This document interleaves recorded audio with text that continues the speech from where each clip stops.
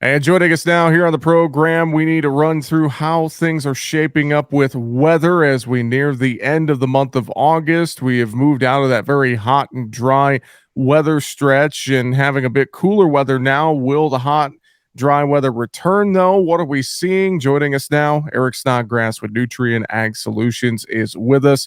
Eric, good to catch up with you, my friend. And man, oh man, I tell you what, it's nice to let my air conditioner breathe just a little bit here for a few days as we've cooled things off a little bit. Yeah, it's kind of odd. I got an alert from my power company saying, "Hey, you went way past your normal usage," and it was because we just, it was so hot last week. So, yeah, the heat kind of broke just in time over the weekend, and it's going to set a lot of folks up for a halfway decent go this week at the Farm Progress show. So that's going to be good. If they would have had it last week or next week, it would have been terrible. But we tucked it in between, and some decent weather's coming in for that stretch of days there in Decatur. Yeah, well, and let's think about real quick last week before we shift our gears here too much to the week ahead. I know the last 72 hours or so, even we've seen some decent rainfall move through kind of that area there. Decatur, Illinois, parts of Missouri, Southern Illinois, Indiana, Kentucky have seen some pretty decent rainfall by my, what I could see on this map anyway, Eric. Yeah. And what's you keep stretching that back west, you get all the way to Colorado, and that's what's kind of neat about this. So I don't know if you remember, but last week we had this tropical system named Harold came over the Rio Grande, eventually turned north through the Four Corners states, got into Colorado. Then a front sagged through the Midwest, dropping those temperatures back. And actually the moisture from Harold interacted with that front, helping to kick off a lot of those storms. Now, you look at that and you still see big sections of the Dakotas, Minnesota, Iowa, Wisconsin, half of Illinois, Indiana, Ohio, and then parts of Michigan that missed out. Now, the only place in there that was happy to miss out would have been Ohio, given how incredibly wet it was there a week ago. But we just start to see that this kind of pushes some areas that have been dry throughout the summer just to a dry finish. I'm really thinking a lot about that eastern half of Iowa, parts of southern Minnesota and Wisconsin. And this map, yeah, this one shows it much better. Last 14 days, this is looking at percent of normal precipitation. And we start to find those drier strips throughout much of the Corn Belt. Now let's go down south real quick, Texas. Last night, which is not represented on this map, there was a bunch of storms in central and eastern Texas. They got into Louisiana, even some storms over parts of the Carolinas. And why I'm telling you about all that is that represents an area that not just over the last 14 days, but some places over the last 60 days, especially in Texas, hadn't measured precipitation.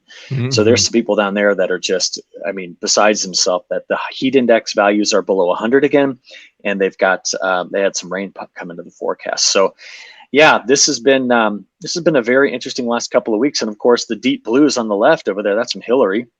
We had some places out west. Remember, this was more than a week ago, but we had some places out west that picked up 3,000% of normal Wow. rainfall in the last 2 weeks. But, short time period, big rains, you get big numbers. Exactly. Yeah. It's just crazy to think about, though. Well, and the tropics are starting to heat up here, Eric. Let's talk about some of the latest you're hearing. I know we have a named storm in the Gulf of Mexico right now.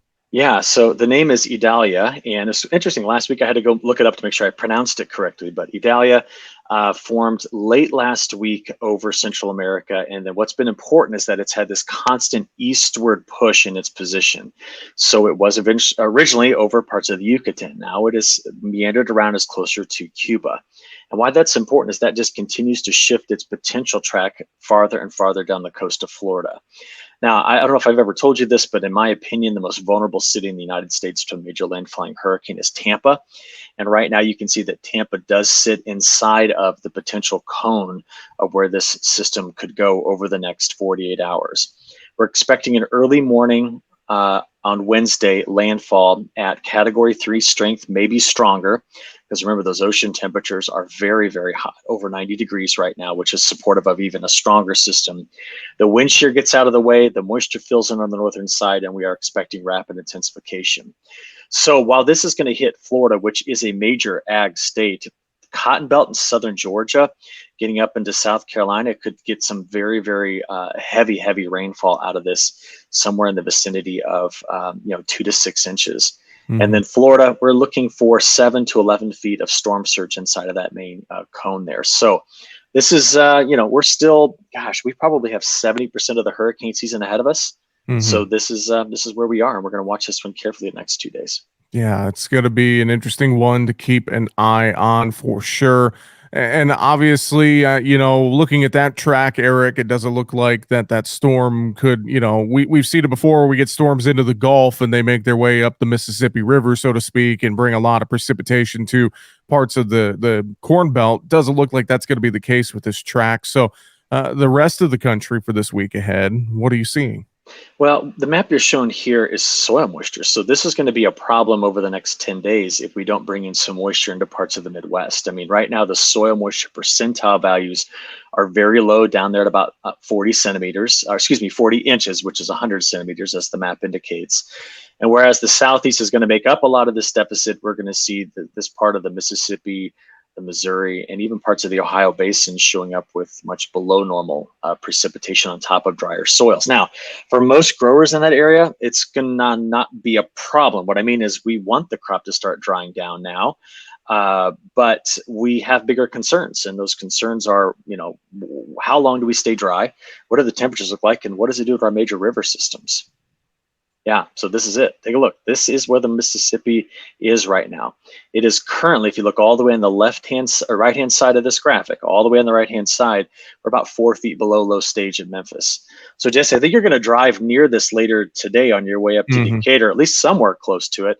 You'll come over the Ohio, I think, but you'll see some of the rivers out there are a bit lower than they want to be, and a drier forecast coming up over the next 10 days puts us in a kind of a tough spot. Yeah, it does put us in kind of a tough spot. I'll pull up these maps as well, and you can kind of illustrate the same things you were saying as we just look at the chances here for precipitation over the next few days here, Eric. Yeah, so look at the Northwest. See all the green in the Northwest? The only way it gets green there is if the trough is in the west. Yeah. So if the trough is west, we're under another ridge. We got a couple more days of cooler weather before the temperatures start to rebuild. You'll get through the farm progress show, I think, okay. And then we're going to start to see those temperatures really climb back up. And so maybe once we get past this next 4 or 5 days, the day 5 through 10 time period is also dry, but starts to see, greater heat pushing into the midsection of the country. So we could go back over to hundreds in Kansas, Nebraska, 90s in Iowa, Illinois, parts of Wisconsin and Minnesota. And by the way, just want to point out, while I just told you about that hot forecast, I'm not sure if you saw this, but the UP Michigan on Sunday morning had a frost. So that's how strong the cold front was that just came through. There was a frost in the UP, and here we go bouncing right back up to temperatures deep into the 90s and possibly pressing 100 degrees. So that's what we're looking at for the US as we finish 1 month Yeah. and start a new one. And I think it's going to push through most of September with the above average temperatures, below average precipitation. I think the pattern in September, we get all the way past mid-month with that. All right. But I think the last part of September flips over wet. And that's the wrong time of year for a lot of growers in the Midwest to flip over wet. I only like it because of what it could do to the river levels. I don't like it because of what it means in terms of harvest progress. Yeah, that does not bode well for harvest progress. Something we're gonna have to keep an eye on. South America, I know as well. We're keeping our eyes on things down there, Eric. What is the latest you're hearing in regards to Brazil, Argentina, etc.? Well, in about 18 days, they will literally every morning be sitting in the planters waiting for the green light to go plant. So September 15 is when they can start planting, according to the government. They are waiting on 2 inches of rain. That's it. I talked to a bunch of Brazilian growers a couple weeks ago. They said, we are waiting for 2 inches. We get 2 inches, soil moisture comes up enough. We just go like mad. And right now, there's concern because of El Nino that the Brazilian monsoon may come in fits and starts, right? So it comes on and then all of a sudden it backs off, and they don't like that. They want it to come on, stay on, and don't shut off until April.